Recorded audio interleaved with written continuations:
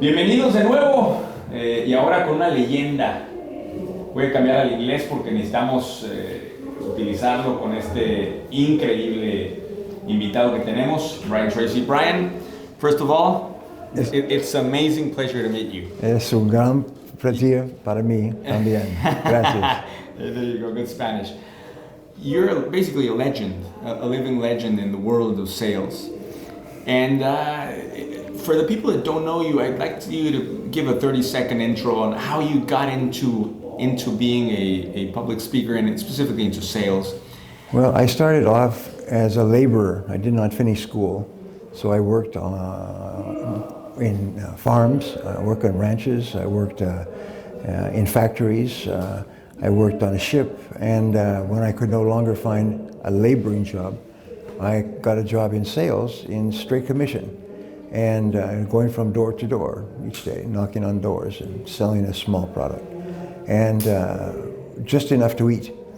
And finally, I began to ask a question which changed my life, and the question was, why are some people more successful than others? Why are some people wealthy? Why do some people start? And we all start with nothing. And some people become very successful. So I began to study and study and study and read your books, for example, and learn, because each person has had an experience that is helpful. So you would study it through people, through books, through programs. How would you? I would, first of all, I would read. I would ask people, what book should I read, and what books would you advise? And I've had so many wonderful experiences. People say, "Oh, you should read this book. You should read this book." And I read the book, and it maybe had one idea. It changed my life forever. And then I listened to audio programs. I listened to the first audio programs that came out in the 1960s. And I was amazed because there's so much information on an audio program. And then I went to seminars. And I watched. Do you remember specifically 2 or 3 names that helped you throughout your career? Well, I listened to Zig Ziglar, I listened to Jim Rohn, I listened to Dennis Waitley, I listened to the motivational speakers. Did you meet them in person? Oh yes, in time, as I went up, they became close friends of mine. And so we were almost like partners, and we gave seminars together all over the country. What do you think was the best of that dream team? Because that was you remember the 1992 basketball dream team of the USA? Those names you're saying, Jim Rohn, Zig Ziglar, that was a dream team. Yes. Who was the Michael Jordan of that team, if you don't mind me asking? Well, there were, by the 1990s, I was in the top 5. And so you could say Jim Rohn, Dennis Waitley, Zig Ziglar, myself, and maybe those are the 4 big ones. And today, the 3 of them are gone. They've either retired or died. And so now, Tony Robbins. Tony Robbins is a wonderful motivational speaker. And another is Les Brown. He's a wonderful motivational speaker. But my goal has always been to have very high content, to give a lot of ideas. And so my reputation in this industry is I teach more ideas per minute than any other speaker. And that was my goal from the beginning, to give value, give a lot of value to my fans. And you were a little bit more technical than motivational. No, you went into. I was very practical. Yes. And everything I taught is something that you can take and use immediately. I got to the point where if you came to my seminar and you followed what I told you to do, you could double your income the following week. And I've done that 1,000 times, where people come back to me and they say, I did not believe you, but then I did what you said. And my income doubled in a week or doubled in a month. I've been working for 10 years, and with 1 week or 1 month of using your ideas, my income doubled. And I speak now, I've spoken now for more than 1,000 big companies, and more than 10,000 small and medium-sized companies. Now, Brian, what amazed me about reading, I've read a couple of your books, not the 86, I have to admit, but maybe 3 or 4 of them. And what amazes me is that usually you put up an idea and connect it with a story. Yes. And you have all these 50, 60 stories in a book. Where do all these stories appear? Well, they come from talking to you. They come from people coming to me in my seminars and telling me their story. Some of the stories that people have told me have just been wonderful stories. And then I read. I read books that have been 2,000 years old, and there's stories and stories. So I will take the stories and I will then combine them with my own experiences. And so it's like a windshield wiper. I believe, story, fact, so that people stay completely involved in learning. And that's an excellent strategy. Can you remember like a story you particularly like? Oh, there are so many. It's sort of like you have to give me some kind of provocation. Like, tell me something, that reminds me of a story. I don't know if you remember this story, but I actually remember the story you told about Paul Hornung.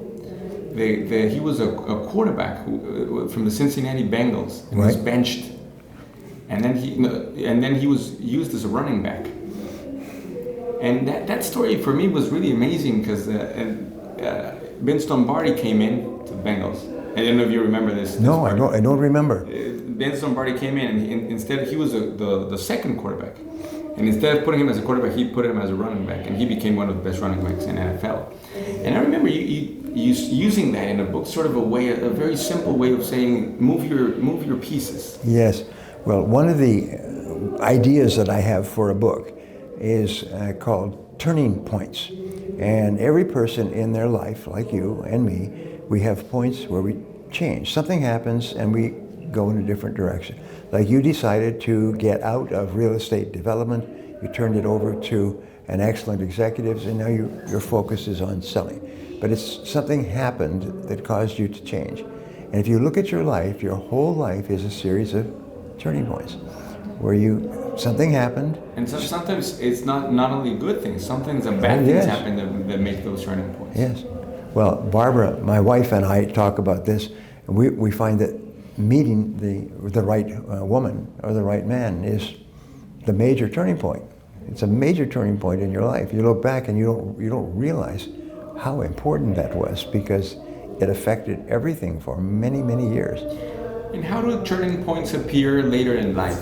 Later in life, you actually look back, and when you come to a turning point, often you don't realize it's a turning point. It could be an opportunity, it could be a piece of information, it could be a setback or a failure of some kind. Only later do you realize that from that point my life changed completely, and I never went back. That's an interesting focus. So given the years of experience you've had, Brian, I'd like to ask you a couple of things. Is there something you regret on your sales part, or is there something you regret on your life? Like now that you look at it on the rear mirror, what do you think? And what would you tell somebody that's starting their own career as a? Well, here's something that I learned, is that one of the major reasons why people have their foot on the brake that holds them back is regrets. So I made a decision to have no regrets. And the way I explain it, I say, never regret something that you cannot change. And you cannot change a past event. So if something has happened in the past, it's gone, it's over. And you never worry about it. You don't become angry, you don't sue, you don't become angry at other people. Most people's failure is because of their regrets. So my philosophy is no regrets. I don't regret anything. I have never had a bad experience. I've just had learning experiences. You've had the same thing. Is what you do is you look at the mistake that caused you a lot of unhappiness or money. It's usually one of the two. And it's usually because of another person. Almost all of our big problems in life are other people. And then you say, all right, what did I learn from that? That will help me in the future. And you focus on learning. And it's the most amazing thing. I learned this technique 20, 30 years ago. When you have a major problem in life, a reversal, and it's past, you say, what did I learn from this experience? What lessons did I learn that I can apply in the future? And you write them down. And the miracle of writing, you write them, well, I did this and I did that, and I should have done this, I should have done that.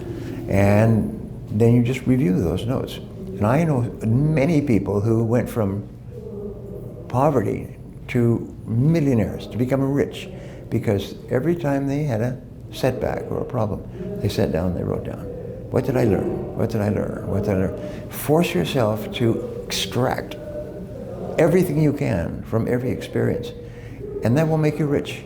And also it'll make you happy, because when you're focusing on learning, all the negativity disappears.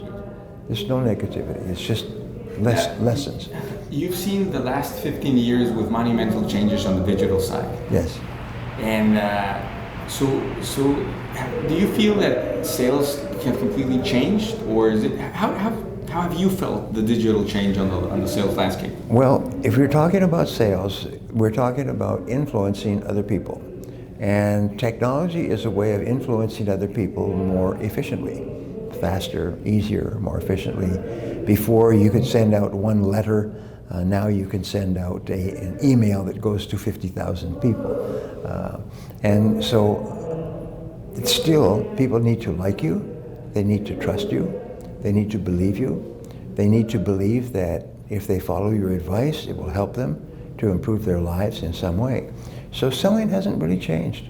It's all basically you and I talking together. Like you and I meet and I say, I would love to help you to be more successful. I would like to write a testimonial for you. We all have this natural desire to help other people if we can. But some people have a greater desire to help you. And that amazed me in meeting you right now. Like, you have this amazing need to help. That's a very strong empathy. Then, well, have you cultivated that, or is that something you remember since childhood? Well, everybody has one desire in common with everyone else, is we all want to be happy.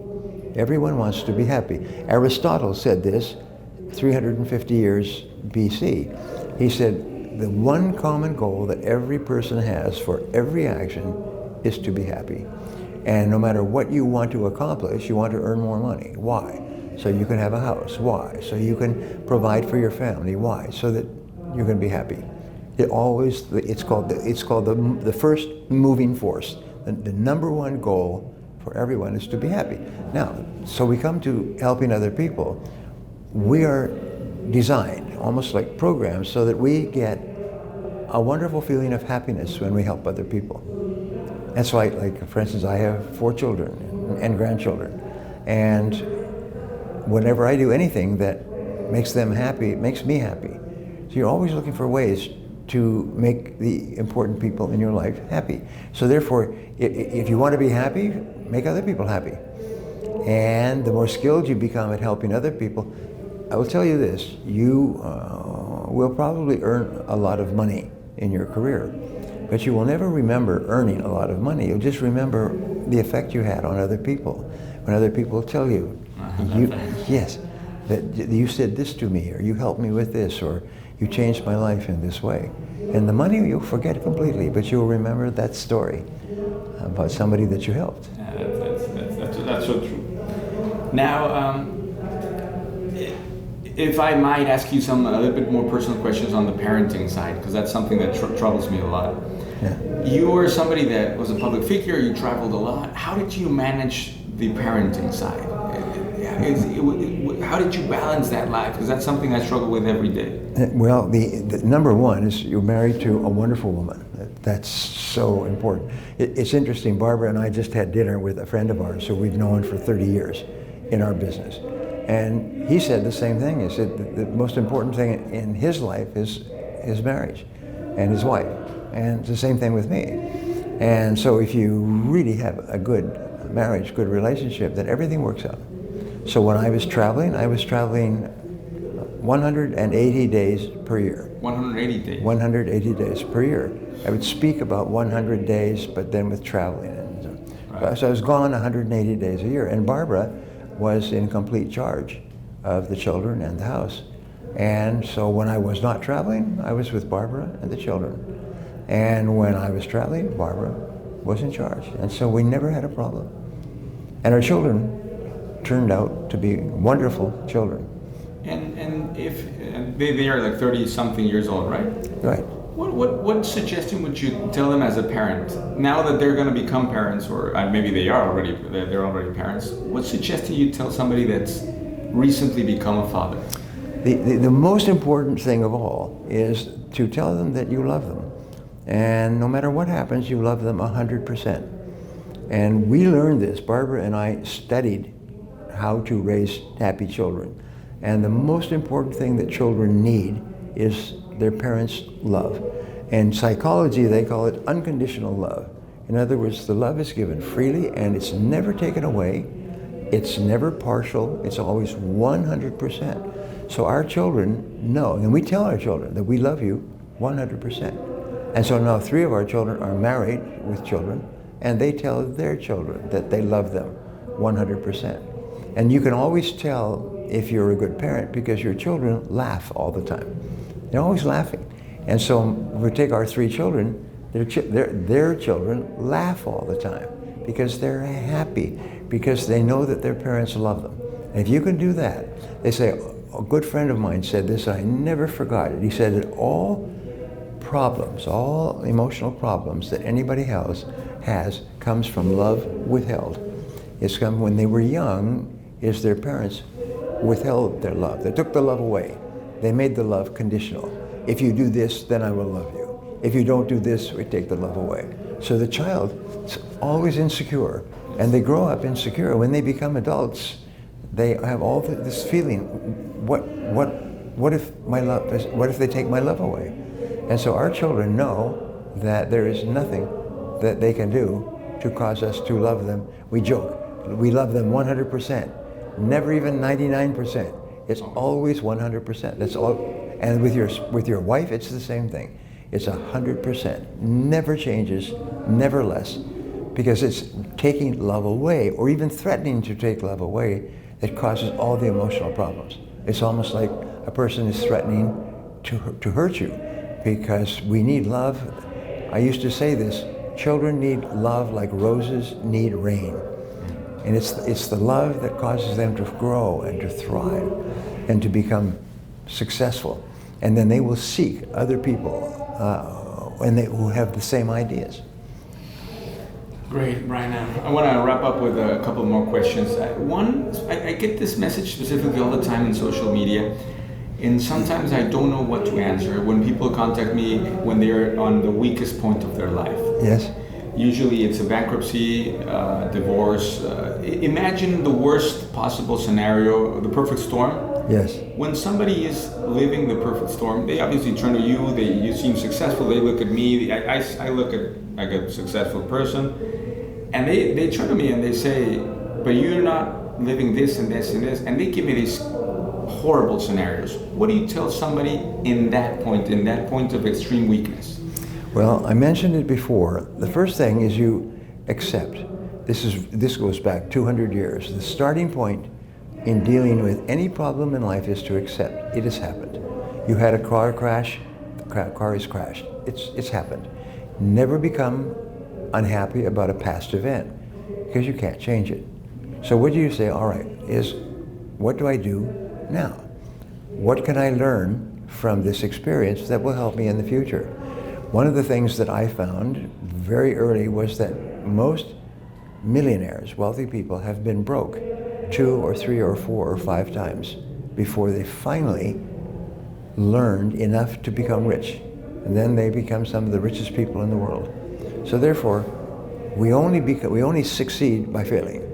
So if you have a failure, the dumbest thing of all is to have the failure and not learn from it.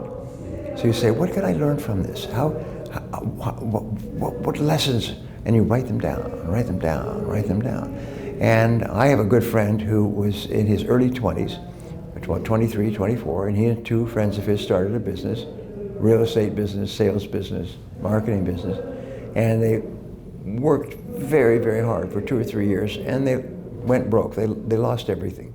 And so he sat down. He had to move back with his mother.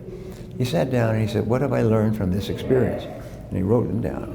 And every week he would take out this list and he would review it, and sometimes add something else. Every week he would review his list of lessons learned. And when he had a new opportunity, new partnership, new business, he would read the list.